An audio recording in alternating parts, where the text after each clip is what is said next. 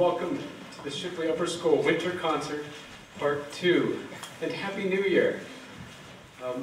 My name is Harley Gibler. I am co-chair of the music department of grades pre-K through 12, director of bands, and the lovely orchestra, in this case even chorus behind me. This is the first opportunity I've had in my 6 years here to work with both orchestra and chorus. And in the last few concerts we haven't had the opportunity to play together because of the split concerts, but by schedule and virtue of one of our new colleagues, we have the ability to put this together. Without further ado, I'd like to introduce him. His name is, if you haven't seen him already, Carlos Casilla.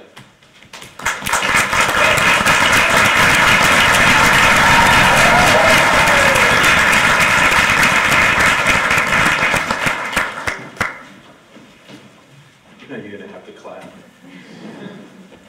Thank you so much. My name is Mr. Well, you already said it, Carlos Casilla. I am the director of choir for middle school and upper school. I just wanted to share, just like very briefly, that is, and I shared this with the choir and the orchestra earlier today during our rehearsal, that it's a privilege for me to be standing in front of such an amazing group of young musicians.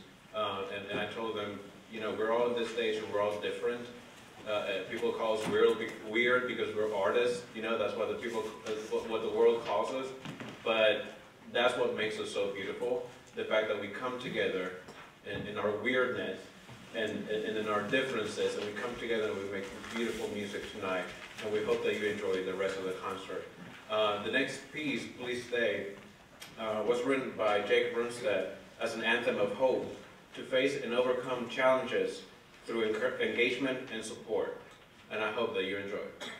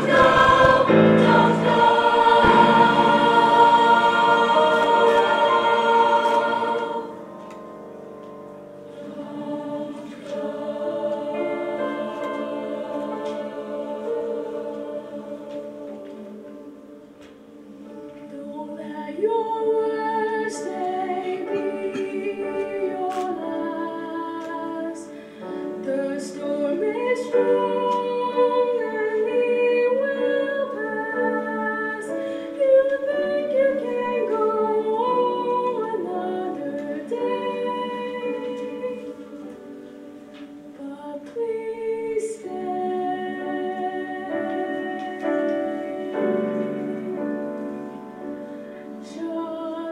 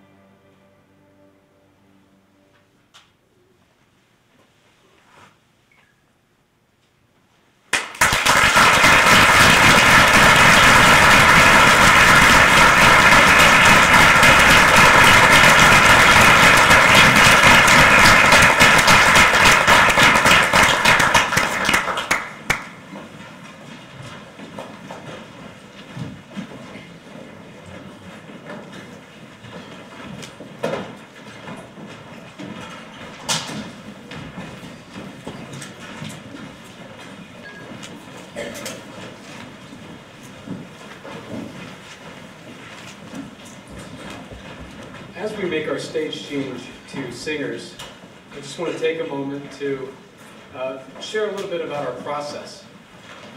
At the beginning of each year, we set goals for ourselves as a department, but also with our students.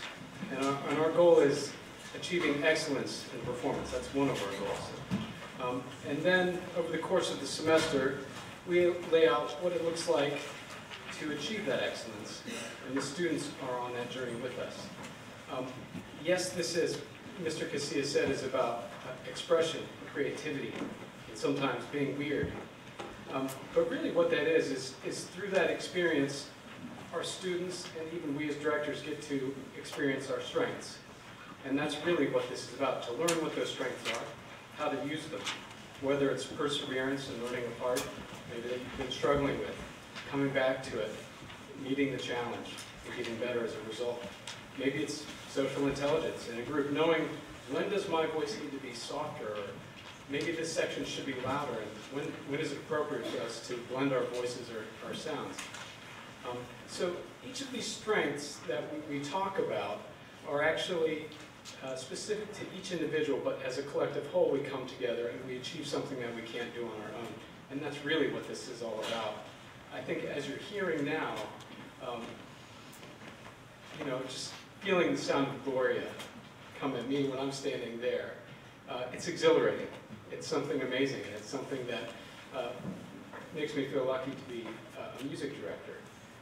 So as we go off into singers, January is usually a pensive time, a quiet time, at least for me personally, to reflect on what's the year that has happened and the year ahead. So I just hope you'll take that moment to, as the music comes at you, enjoy and revel in the excellence that we have achieved tonight. Thank you.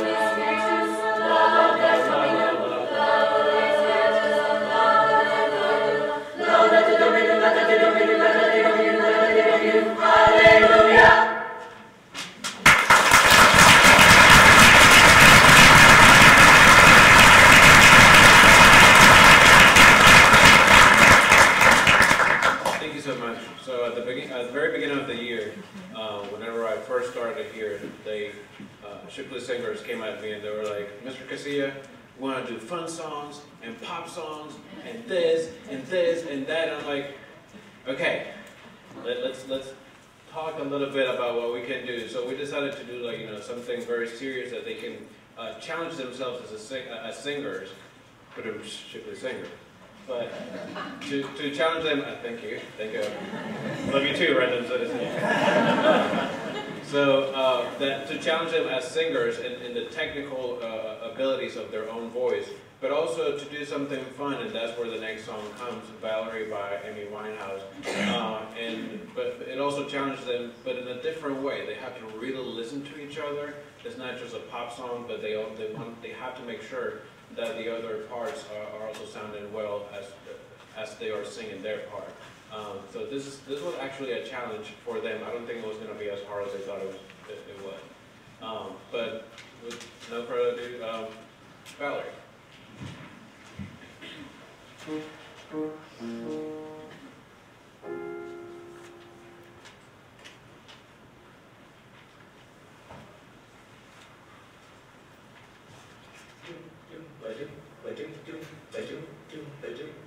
Well, sometimes I go out home by myself and I look across the water. And I think of all the things what you're doing. In my head I paint a picture. Since I've come home and my body's been a mess, and I miss your ginger hair and the way you like to dress. Won't you come on over? Stop making a fool out of me. Why don't you come on over,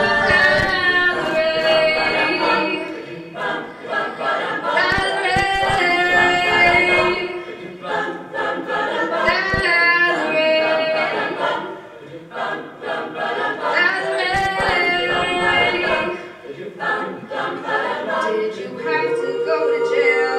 Put your house all up for sale just to get a good lawyer? You didn't catch a tan. Hope you find the right man who'll fix it for you.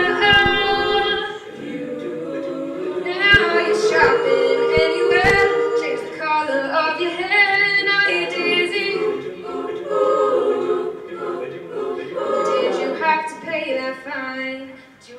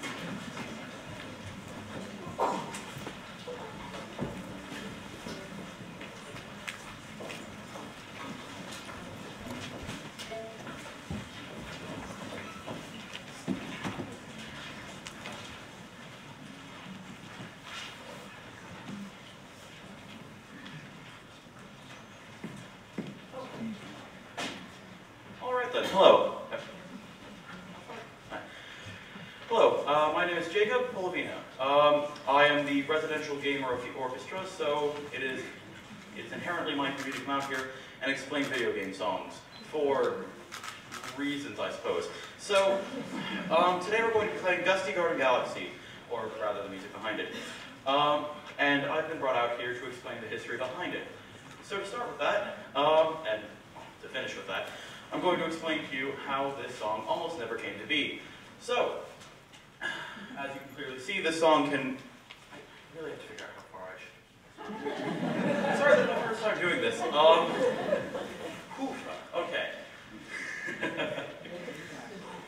As you can very clearly see, considering the fact that we're playing it, this song is meant to be played by an orchestra. Originally, though, songs like this were not going to be included in the game Super Mario Galaxy, where this came from. The reason for this, to quote Mario composer Koji Kondo, is as follows.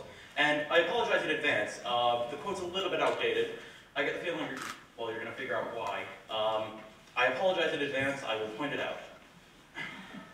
It almost seems like while you're playing the game, the music is coming out of a CD player. See? Outdated. I told you. And not from the game console, and it feels like you're obligated to play the game in time with the music. For that reason, Nintendo has only used a live orchestral soundtrack on a few occasions in the past. Now, the reason this came to change is because the sound designer for Super Mario Galaxy, Masafumi Kawamura, ended up working on games in the past like The Legend of Zelda Wind Waker, which used an adaptive soundtrack which played in time with the player's actions. Now, to make this work with an orchestra was a bit tricky, but the way that they did it was, they created footage of... I really have to figure out the spacing of this. I apologize. Like this? Good enough. Thank you. Awesome. Thank you so much. See, this is the only part of the show that wasn't actually rehearsed. To do this, they created footage of the game and showed it to the players and told them to play in time with the movements of the character, in this case using Mario's footsteps as a metronome. In doing so, they created music that played in time with the player, rather than having the player play in time with the music.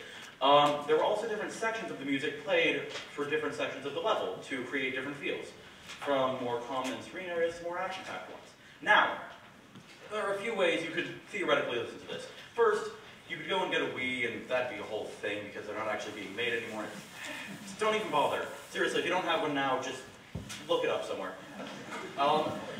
That actually brings me to my second thing. You can just look up the music online. It's pretty good. You should do it at some point. But for tonight, and only for tonight, because I don't think we're doing this again. I honestly don't know. We're going to be playing it here live. So, enjoy. Thank you.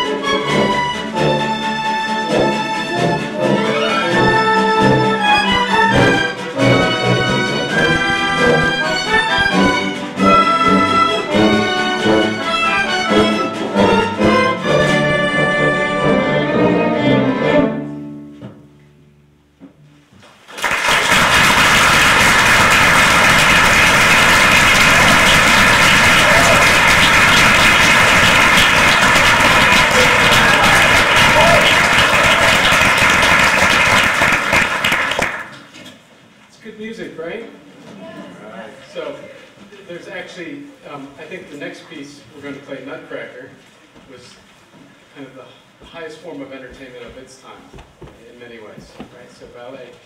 And today, really, there's so much fantastic music being created for video games.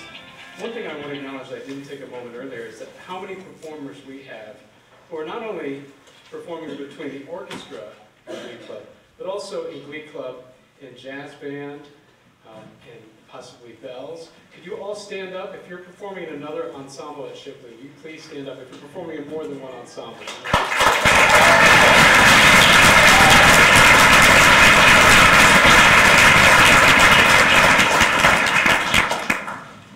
So, before we embark on the final part of our program, which is from the Nutcracker Suite, and I'll let Mr. Mata introduce that more fully in a moment, I just want to thank a few very important people who made tonight possible.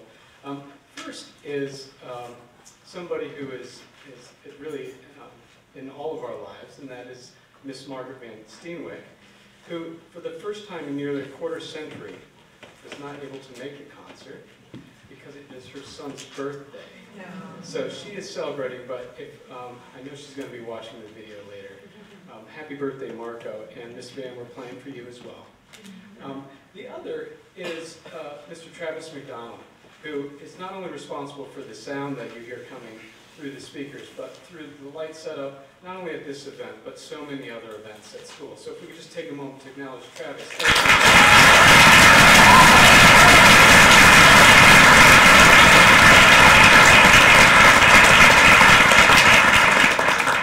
So I'm going to go grab my horn and join the orchestra for Nutcracker.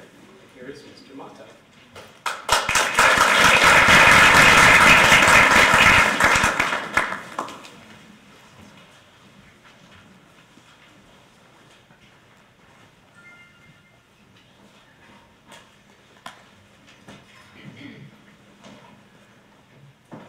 Good evening. My name is Mr. Mata. I have the extreme pleasure to, for the first time actually in my life, to conduct the Nutcracker. I've been playing the Nutcracker since when I was 16 years old, a Russian conductor from the Bolshoi Ballet back in my country. That was one of my first performances actually I did as a professional when I was 16 years old. It was an amazing experience. From that point to this point, I played the Nutcracker so many times.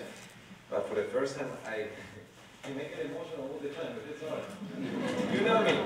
My daughter actually was dancing the Nutcracker a few weeks ago, and I'm conducting this one too. So.